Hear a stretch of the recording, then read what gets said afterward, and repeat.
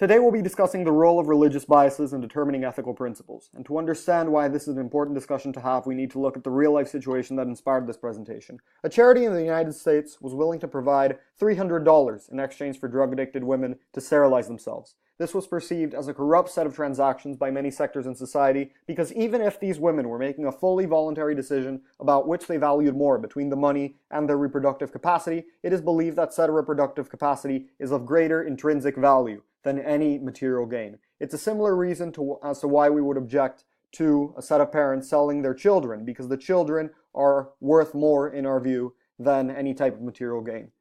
But this leads to an important question. Why should we value reproductive capacity over the woman's right to choose, or the potential harms of her giving birth?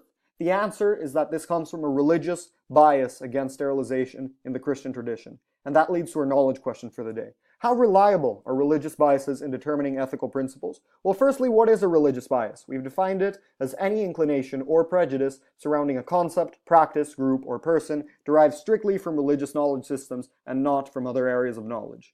The first perspective we'll be evaluating today is that of Karen Armstrong, a religious expert who has found that there is a common trait among all of the world's major religions, and that is the idea of the golden rule, that we should do unto others as we would have others do unto ourselves. This is a highly compassionate principle, and it is morally accepted by the vast majority of the world's societies, which is why Armstrong believes that this is an example of religious biases pointing us in the right direction in terms of determining reliable ethical principles. However, there is evidently a counter perspective to this, and it's the idea that religious biases are often unreliable in terms of determining ethical principles. This is an alternative pushed forward by an article in The Atlantic on the United States foreign policy in the Middle East, where President Trump, according to the article, seeks to want to help only Christians and other minority groups, and where such a blatant religious bias is actually harmful to the Christians, Jews, and other minorities living in the Middle East.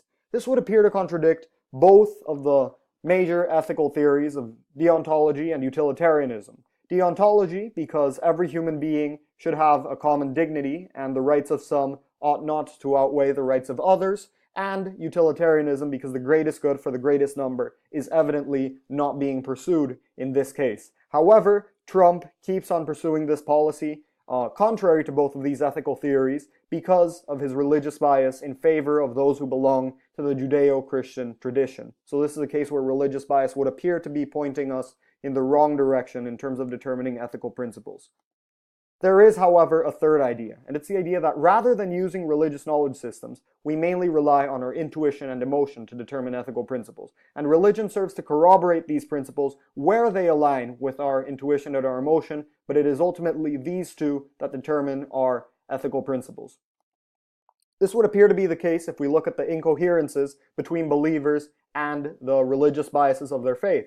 The Catholic stance on birth control is firmly against this practice. However, the vast majority of modern-day Catholics practice birth control on a regular basis. Similarly, even though Buddhism is in theory meant to have no deities, Buddha is often treated as such by large numbers of Buddhist believers. And this sense of incoherence would appear to show that we are guided primarily by our intuition and not by the religious biases strictly appearing in our religious knowledge systems when determining these things. Additionally, a range of field studies now shows that religious people do not behave more morally than atheists under a range of definitions. That is, regardless of what we consider morality to be, there is little correlation between our religious bias and the reliability of our ethics. In that case, where does morality come from? This theory would posit that it comes primarily from our emotional reactions and from our intuition, what we intuitively feel is right and what we are emotionally compelled to do. So what are the implications of these perspectives?